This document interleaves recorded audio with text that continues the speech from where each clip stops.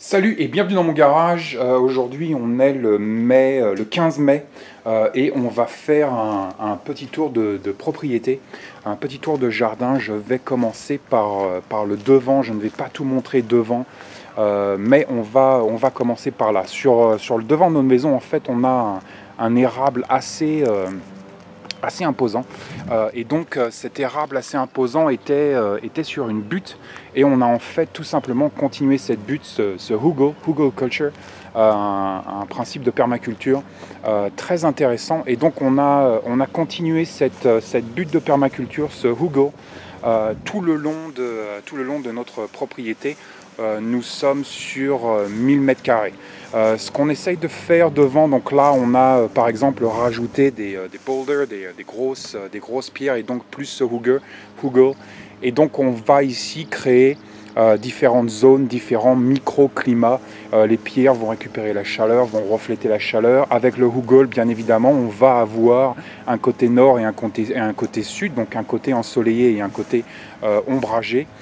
Bref, on va pouvoir jouer avec toutes ces zones sur le Hugo et créer des microclimats. L'autre avantage du Hugo, c'est bien évidemment son efficacité par rapport à l'arrosage.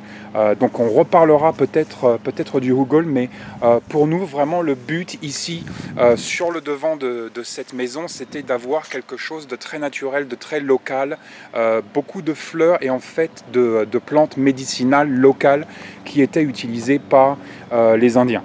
Donc là par exemple on a un buisson local, une plante médicinale, et je ferai une vidéo vraiment spécialisée pour tout ce qui est les plantes médicinales.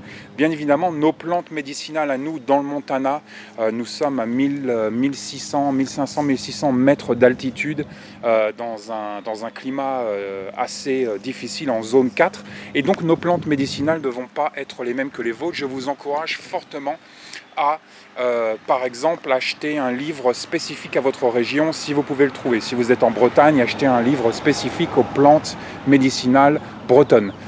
Si vous habitez en Corse, achetez un livre spécifique aux plantes médicinales corse. Si elles n'existent pas, allez voir vos anciens et vos vieux. Aussi, ce qu'on essaye de faire pour le devant, c'est de le garder le plus fleuri et sauvage possible pour aider nos abeilles. Nos abeilles ont besoin d'énormément de nourriture et d'aide. Et donc on voit par exemple la pelouse de mon voisin, de ma voisine, qui est très sympathique, mais qui utilise des produits chimiques sur sa pelouse. Et donc on voit la différence entre une pelouse traitée aux produits chimiques et un devant de maison, une pelouse non traitée aux produits chimiques. Il n'y a pas de vie de l'autre côté, et de notre côté ça explose de vie. On a des insectes partout, les oiseaux, toutes ces choses là, et on va donc créer des microclimats et faire que ce soit un environnement le plus stable possible, le plus durable possible. Je ne sais pas si on va pouvoir le voir, on va en reparler, mais nous avons des pollinisateurs locaux, donc des abeilles solitaires qui viennent butiner tous nos pissenlits. Donc on garde les pissenlits, je ne sais pas si vous pouvez les voir. On en parle très rarement des abeilles solitaires. Ça c'est une petite abeille solitaire. Elle ressemble en fait à des mouches. Je ne sais pas si vous allez pouvoir voir sur la caméra. Mais donc on va ici créer des environnements propices donc à la durabilité, et c'est parfaitement ce qui nous intéresse. De l'autre côté du driveway, pareil, on a installé donc des microclimats avec des pierres. On a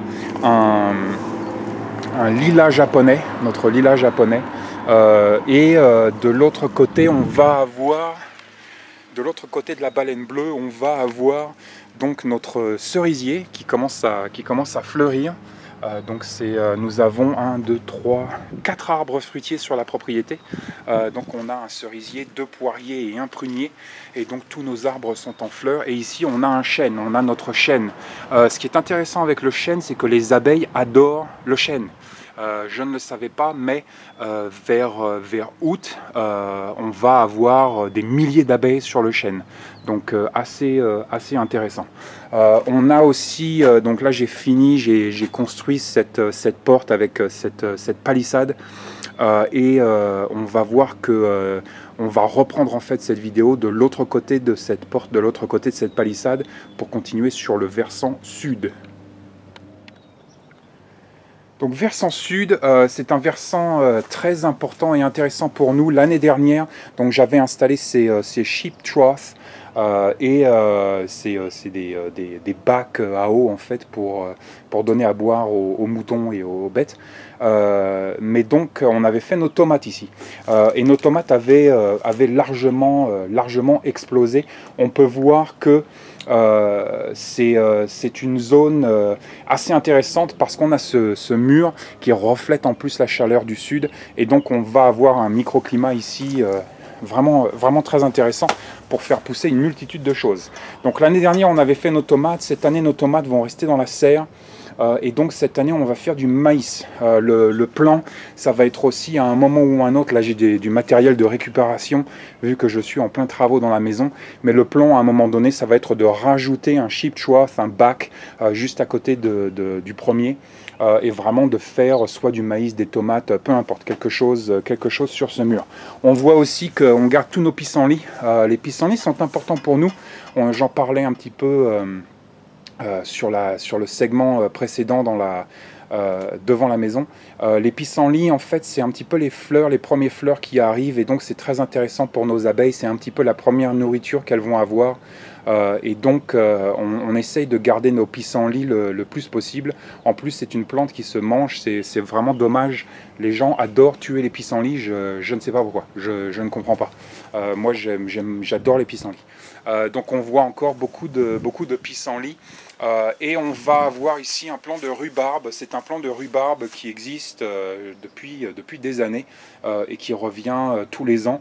Les poules adorent la rhubarbe. Alors elles nous ont becté, surtout l'italienne là, elle nous a becté la rhubarbe l'année dernière. Mais donc elles adorent venir sur ce côté sud ici et becter la rhubarbe. Je ne suis pas hyper fan de rhubarbe, donc ça ne me dérange pas, mais peut-être qu'à terme on fera des tartes à la rhubarbe. Notre propriété est en fait divisée en deux derrière.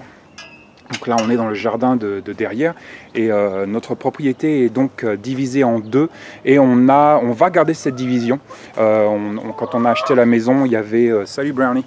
Quand on a acheté la maison, il y avait donc cette séparation entre les deux jardins et en fait on va la garder. Je vais l'améliorer, je vais dégager le chain link fence et je vais le remplacer avec une palissade qui est beaucoup plus jolie, mais on va garder cette division qui est en fait très intéressante pour nous parce qu'on peut diviser donc les poules, les abeilles, le potager, le chien, le chat, tout ce bordel là.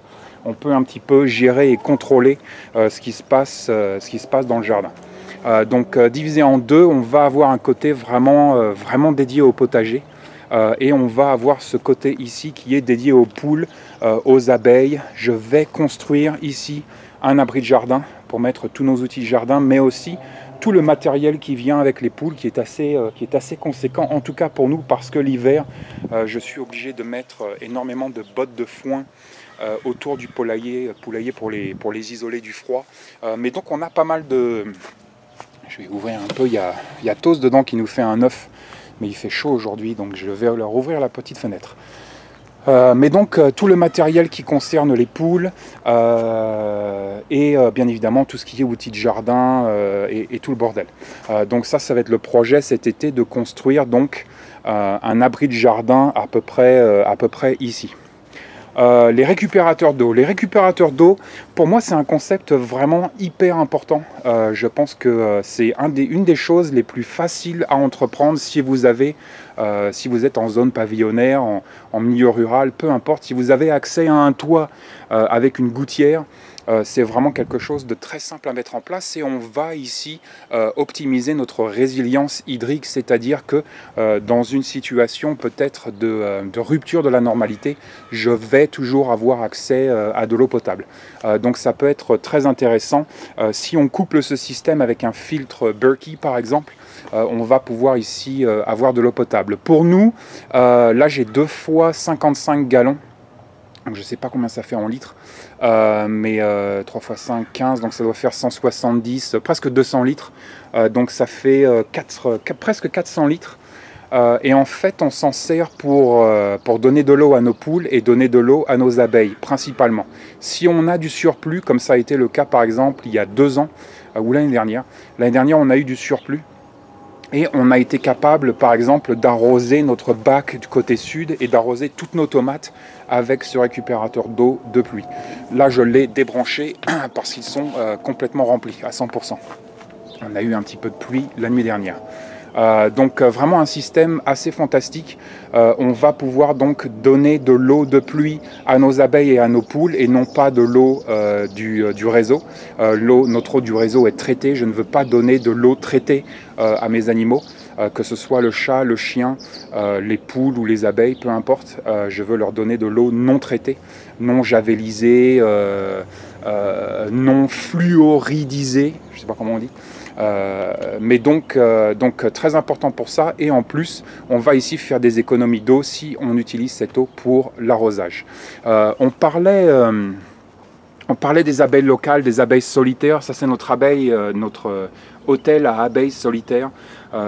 Avant la venue de l'abeille à miel sur ce continent, nous avions tout été pollinisé en fait avec des abeilles solitaires, des abeilles locales. Donc tout ce qui est bourdon et abeilles solitaires, elles ne font pas de miel, elles sont solitaires, elles ne vivent pas en hive.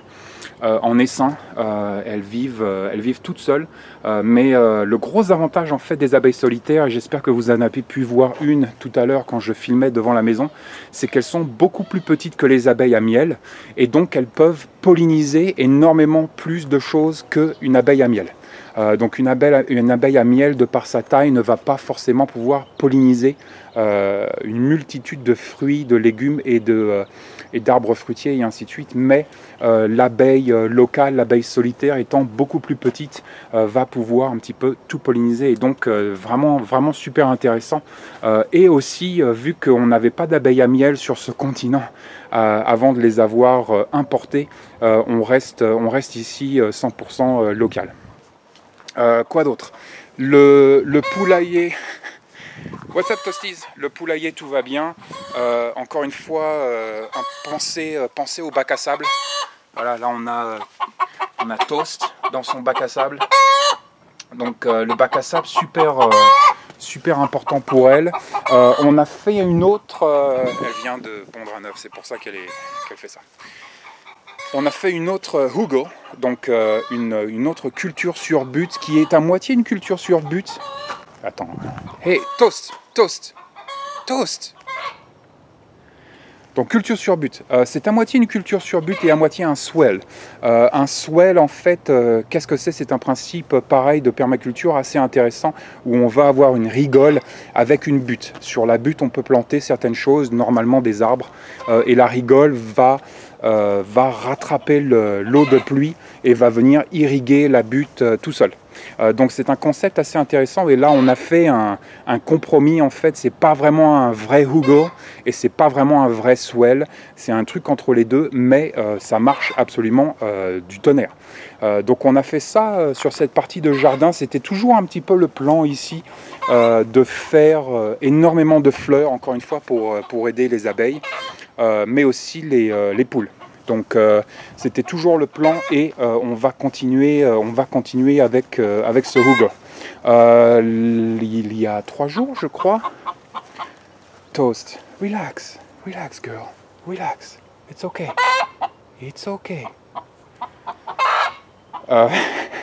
il y a 3 jours, on a eu un énorme faucon qui est venu tuer un pigeon juste ici et manger notre pigeon. Manger son pigeon juste ici. Donc assez fantastique. J'étais dans le jardin, donc j'ai pu le voir se poser, et les poules étaient ici. Toast. Et les poules étaient ici et le regardaient. Donc j'ai demandé aux locaux et tout ça si c'était un problème par rapport aux poules avec le faucon, et tout le monde nous a dit que normalement les faucons ne s'attaqueraient pas aux poules. Mais un petit coup de stress. Donc on a une faune assez impressionnante ici en ville. On a des ours qui rentrent dans l'école locale régulièrement. On a des cerfs qui dorment dans le jardin, et donc les poules, c'est toujours mais on les surveille le plus possible.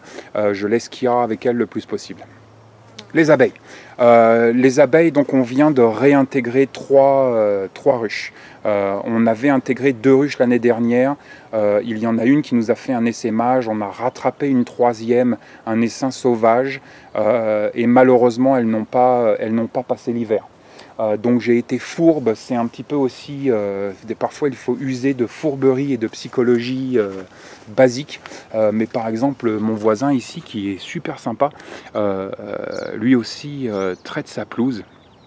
Et donc quand on a perdu nos abeilles, je lui ai dit que c'était de sa faute, parce qu'il avait traité sa pelouse et que nos abeilles étaient mortes à cause de lui. Et donc cette année il m'a dit qu'il n'allait pas traiter sa pelouse. Donc là je vois des fleurs et tout.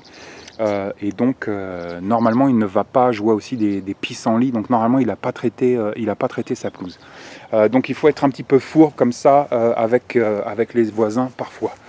Donc on vient en fait de réintégrer trois ruches. C'est les mêmes abeilles qui viennent de Slovénie. Elles sont absolument fantastiques et elles sont faites pour ce climat. Donc à mon avis, la perte de nos ruches, et il y a beaucoup d'apiculteurs qui pensent pareil dans la région, on a perdu énormément de ruches. Et on est tous à peu près d'accord pour dire que ce n'est pas un problème de nourriture et de température. C'est un autre problème que nous avons du mal à définir. Peut-être qu'il y a une multitude de paramètres qui viennent avec ça, mais donc on a du mal à définir ça. Fourmis. Les ruches, donc ça se passe très bien. On vient de les installer, donc on a deux broodbox et au-dessus on a une hausse, mais ce n'est pas une hausse à miel. Au début, quand on reçoit nos ruches, on a des températures assez négatives encore et on peut avoir de la neige et ainsi de suite. Et donc au début, comme ça, quand on reçoit nos essaims, on va supplémenter leur alimentation avec du pollen et de l'eau sucrée. Donc à l'intérieur de cette hausse en haut, en fait il n'y a pas de cadre et ce n'est pas pour elles pour faire du miel. Ça abrite tout simplement un récipient rempli d'eau sucrée et aussi du pollen pour les aider un peu et pour les booster avant qu'elles puissent avoir vraiment tout l'élan nécessaire à pouvoir produire leur propre nourriture. Et c'est surtout une question de température. Donc quand il fait trop froid, elles ne sortent pas et donc elles ne vont pas butiner et ainsi de suite. Donc c'est juste, on est là, nous, juste pour les assister, pour les observer, pour voir un petit peu de quoi elles ont besoin. Et pour le moment, là, elles ont besoin d'une toute petite entrée. À chaque fois, on me fait la remarque, pourquoi tes entrées sont toutes petites? On vient juste de les installer. Donc là, elles sont sur des toutes petites entrées pour pouvoir défendre leur ruche au début. Après, on va les passer peut-être la semaine prochaine sur l'entrée un petit peu la moitié. Et quand ce sera l'été, qu'il fera beau et qu'il fera chaud, on les passera, on va enlever en fait cette entrance reducer et elles vont avoir tout l'entrée. On va aussi éliminer la hausse.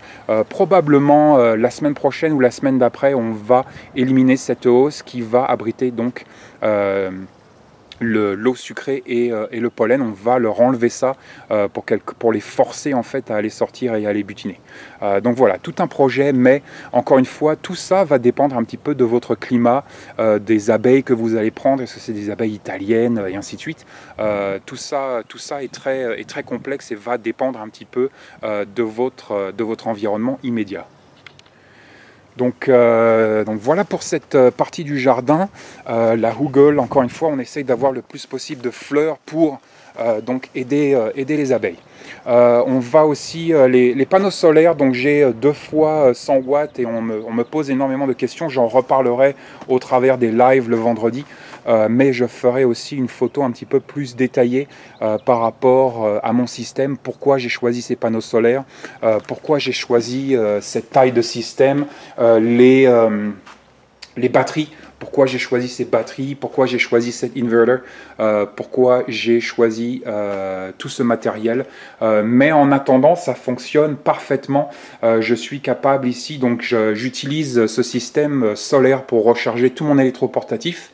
Dans un premier temps, je peux aussi éclairer tout le garage avec. Et bien évidemment, en cas de rupture de la normalité, je vais pouvoir utiliser ce système pour, par exemple, recharger mon téléphone, recharger des piles, recharger mes outils électroportatifs, tout ça. Donc vraiment un outil super intéressant. Malheureusement avec et j'en parle sur les lives assez souvent, malheureusement avec le solaire on est toujours un petit peu dans une pensée binaire qui est très humaine, mais c'est soit 0%, soit 100%. Les gens se disent ah ici si je chope du solaire, il faut que j'en foute partout sur mon toit et sur ma maison pour être 100% autonome et indépendant en énergie.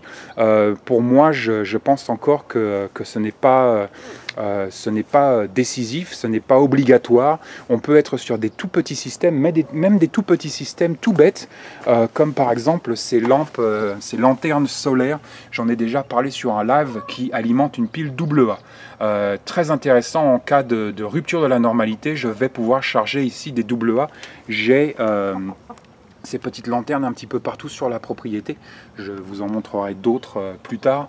Mais donc je vais pouvoir alimenter par exemple mes radios, mes lampes torches et ainsi de suite dans une situation de rupture de la normalité. Comme on l'a vu par exemple, c'est l'heure du bain.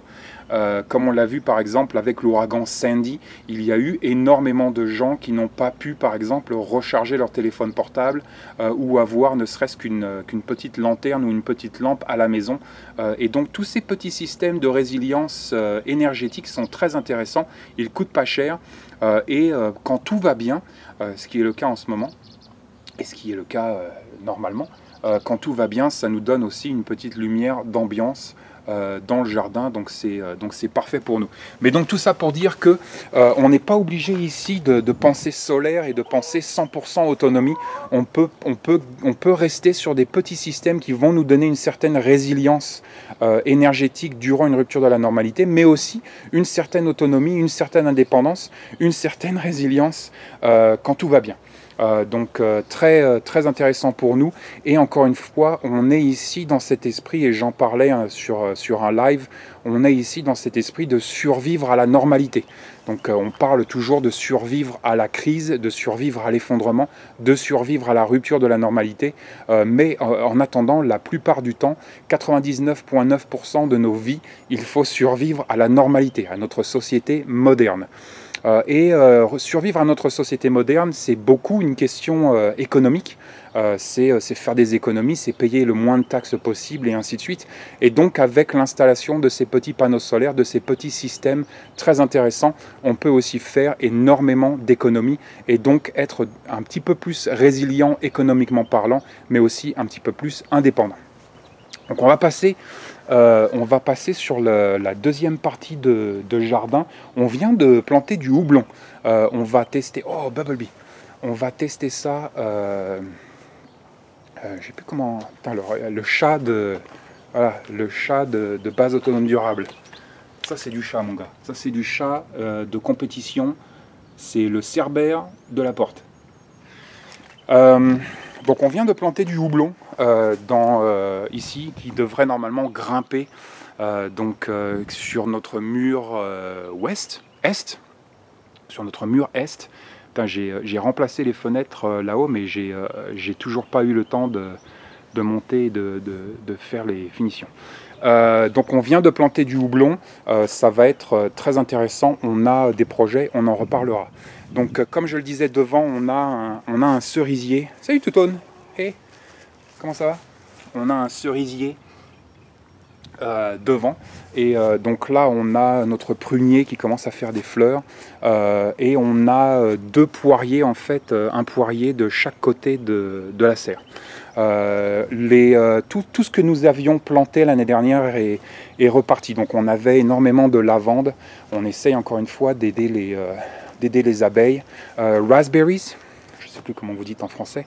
Tous les raspberries sont revenus. Donc on a 1, 2, 3, on a 4 pieds de raspberry. On avait fait des fraisiers avec les raspberries, mais les poules ont tout mangé en fait. Là on est sur le dos des ruches, je ne sais pas si vous pouvez le voir à la caméra, mais on voit l'aéroport.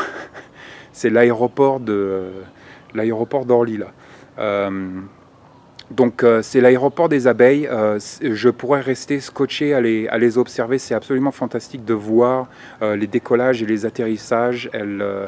C'est vraiment un insecte formidable. Donc on a les raspberries, on avait fait des fraisiers, je pense que les poules ont bouffé tous les fraisiers, donc on va devoir refaire ça. Un lilas, sur ce côté-là de la palissade, du fence, je vais refaire des boîtes et donc des lits, mais beaucoup plus bas, et on va faire nos navets, donc énormément de navets ici. Le navet, un légume absolument fantastique qui ne prend pas beaucoup d'énergie et qui a un rendement absolument exceptionnel. Donc on va faire du navet et on va faire du raisin ici. Le raisin, on va le faire courir sur la palissade. Les lits, on a donc 6 lits ici, plus 2 lits, mais je vais en reparler, les nouveaux lits là. On a 6 lits plus 3 bacs, 3 sheep troughs. Sur ce lit là, on a fait donc un lit entier d'ail et de... putain, je sais plus comment ça s'appelle en français. Ni en anglais d'ailleurs. Donc on a fait de l'ail et son cousin là. Donc peut-être que Gilles pourra nous faire une vidéo sur l'ail, vraiment un outil assez intéressant sur la base autonome durable, sur la ferme urbaine. Les autres lits, pour le moment, tout est dans la serre et on va donc replanter la totalité de ces lits. On va faire des pois, des petits pois. On va faire, qu'est-ce qu'on va faire? On va faire du maïs. Normalement, le bac à côté là-bas, à côté de l'ail, et des échalotes. Je les appelle les Gainsbourg pour les Charlottes, mais c'est nul à chier comme jeu de mots. C'est pour ça que des fois, je me rappelle pas des mots, parce que je fais toujours des jeux de mots comme ça, un petit peu couillon. Mais donc, on va faire du maïs dans le bat de derrière. On va faire, bien évidemment, des salades. On va faire des zucchini, des courgettes à fond la caisse, des beets, putain comment on appelle beets en français, des betteraves, donc plein de choses. Je referai une vidéo en fait sur l'évolution des bacs. Je referai un tour de jardin peut-être en août, comme ça on verra un petit peu la progression. Donc quoi d'autre? On a vu les raspberries, on a vu les navets, donc notre poirier, là j'ai vraiment hâte. C'est normalement une ferme urbaine comme ça, ou n'importe quelle ferme, on va ici être sur des rendements sur 2 ou 3 ans, donc ça va commencer à payer dans 2 ou 3 ans, mais c'est génial. Donc là on a fait 2 nouveaux bacs. Ces 2 nouveaux bacs, en fait, ce sont des bacs à asperges. Donc on va faire de l'asperge parce que on s'est dit que il n'y a pas grand monde qui fait de l'asperge en fait. Les Américains sont très intéressants avec certains aliments. On mange des asperges aux États-Unis, ils aiment les asperges, mais que les petites asperges vertes fines. Donc nous on va faire de l'asperge parce que c'est une niche qui nous paraît intéressante. Encore une fois, quand on a fait le développement de nos 1000 mètres carrés, on s'est dit qu'est-ce qu'on peut faire que les autres ne font pas déjà, et bien évidemment qu'est-ce qu'on peut faire que nous on aime et qu'on va consommer. Donc moi j'adore les asperges, très euro de ma part, très européen de ma part.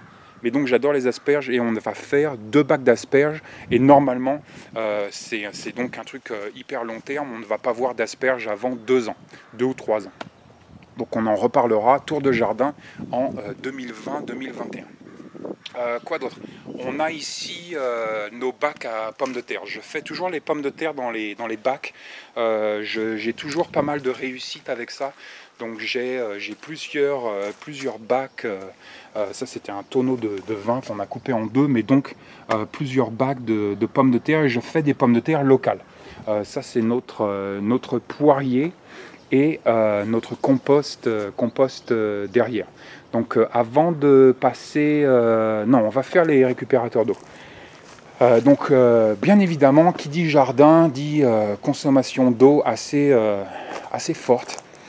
Et donc un des grands principes en permaculture, ça va être l'eau. Ça, c'est devenu aussi l'endroit préféré des filles. Elles adorent se percher là sur ce 2x4. Elles sont un petit peu à l'ombre. On est sur le versant nord ici. Le plan ici, ça va être de faire du champignon. Donc on va faire du champignon, on vous tiendra au courant comment ça se passe. Mais donc une des choses dont on parle rarement, c'est qu'avec la production de nourriture, il faut penser à la production d'eau. C'est gérer l'eau, c'est presque aussi important, si ce n'est plus important que gérer notre résilience alimentaire. Si on développe une résilience alimentaire absolument fantastique, un jardin magnifique, mais qu'on fait zéro récupération d'eau et que toute notre irrigation est faite sur le réseau et que c'est de la merde, on est ici sur un énorme décalage. Donc pour nous, la récupération d'eau, on a vu nos 500 litres ou 400 litres, je ne sais plus combien ça fait là-bas, on a vu nos 2 tonneaux là-bas, et j'ai rajouté 2000 litres ici. Donc c'est 2 cuves de 1000 litres chacune, séparées. J'ai voulu les garder séparées, j'aurais pu les mettre ensemble, les coupler.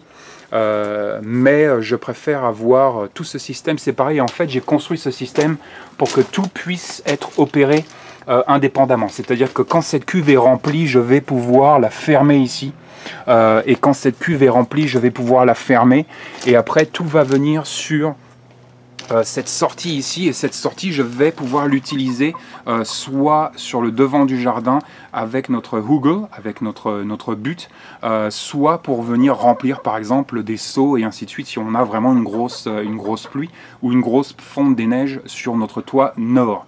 Donc 2 fois 1000 litres. Normalement, avec notre climat ici dans le Montana, il y a énormément de fermiers qui font du dry fielding ici. Dry fielding, c'est tout simplement de l'agriculture sans arrosage. Donc il pleut assez régulièrement pour que les fermiers locaux puissent faire du dry fielding. Et donc ça veut dire que normalement on devrait être capable d'avoir nos cuves qui peuvent venir alimenter la totalité de notre jardin tout l'été. Donc ça devrait être très intéressant pour nous. Et pour le moment, ça fait 2 semaines que je les ai installés. Pour le moment, on a réussi à arroser la totalité de notre jardin avec ces cuves sans aucun problème. L'autre côté positif, c'est que notre terrain est en pente en fait, et donc tout marche par gravité ici, c'est-à-dire que je n'ai pas de pompe, je n'ai pas de système électrique sur mes cuves, tout marche par gravité. Et donc dans le cadre d'une rupture de la normalité, où par exemple on perd l'électricité sur 2 ou 3 jours, mon système n'est pas dépendant du réseau électrique pour son bon fonctionnement. Donc la serre, c'est le dernier point. Je crois que j'ai tout fait sur ce côté-là. La serre, un outil absolument incontournable pour nous. Peut-être que pour vous, cet outil est contournable si vous vivez en Guadeloupe, si vous vivez dans le sud de la France, en Corse et ainsi de suite. Peut-être que vous avez un climat qui va vous offrir la possibilité de ne pas être dépendant d'un endroit comme ça, d'une serre. Mais pour nous, dans le Montana, en zone 4, avec les hivers qu'on a, qui sont froids et longs, pour nous, la serre est incontournable. Si vous habitez dans les montagnes suisses, la serre va être incontournable. Dans les Pyrénées et ainsi de suite, la serre, normalement, va être incontournable. Qu'est-ce que c'est pour nous une serre? Premièrement, c'est juste une rallonge. De la saison de production. Donc on va ici rallonger notre saison de production. Si on n'avait pas de serre, par exemple, notre date pour planter chaque année, ça va être le premier week-end de juin.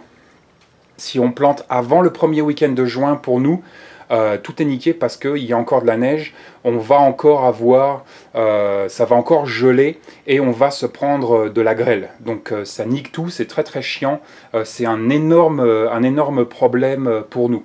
La serre, ça va nous protéger, et on a beaucoup de vent ici, la serre va nous protéger du vent, de la grêle, toutes ces merdes, et en plus on va avoir ici, on va créer un microclimat qui va nous permettre en fait de gagner 2 mois Donc là, je viens de gagner 2 mois, par exemple, si on se penche sur les tomates. Normalement, les tomates, je ne les plante pas avant 15 jours. Donc, et là, on a déjà des fleurs sur nos tomates. Donc c'est absolument un outil fantastique pour nous et incontournable. Donc qu'est-ce qu'on a fait dans cette serre déjà, je vous conseille de la construire vous-même parce que toutes les serres vont pouvoir s'adapter à votre climat. C'est-à-dire que la configuration de ma serre ne va peut-être pas être celle dont vous avez besoin sur votre propriété ou pour votre climat et pour votre environnement immédiat. Donc je vous conseille de la fabriquer vous-même, c'est vraiment très simple à fabriquer.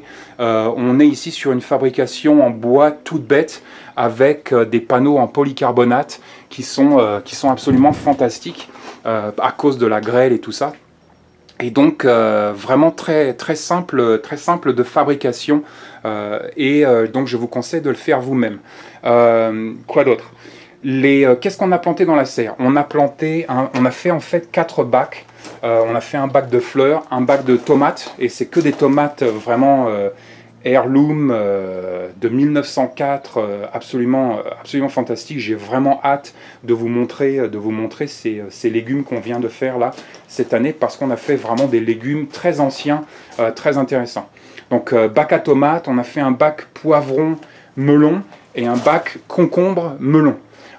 Et donc c'est la première année en plus, donc là on est vraiment dans l'essayage, dans le test, de voir ce qui marche, ce qui marche pas, si la serre est trop chaude, trop froide, et ainsi de suite. Là, pour vous donner une idée, il est 10h54 du matin, et on va passer en centigrades, donc il fait 19 degrés dehors et 25 degrés à l'intérieur, avec 71% d'humidité. Donc vraiment sympathique. Les 2 bacs ici, là on a fait pour le moment de l'aromatique. Donc on a du persil, de la menthe, toutes ces choses là, et on va voir si on transplante ou pas. On va faire de la patate douce. Donc là on fait un test. On a fait 3 patates douces là. Encore une fois, on s'est dit tiens, qu'est-ce que nous on aime et que les gens ne font pas pousser dans le Montana?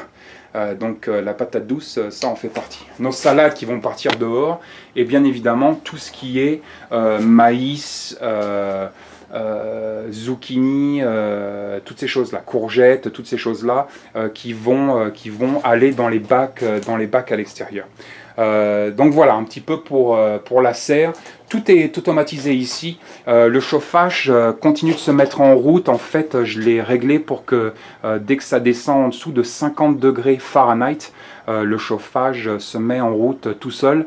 Mais là, vu qu'il fait super beau et super chaud durant la journée, c'est très rare, même la nuit, quand le chauffage se met en route.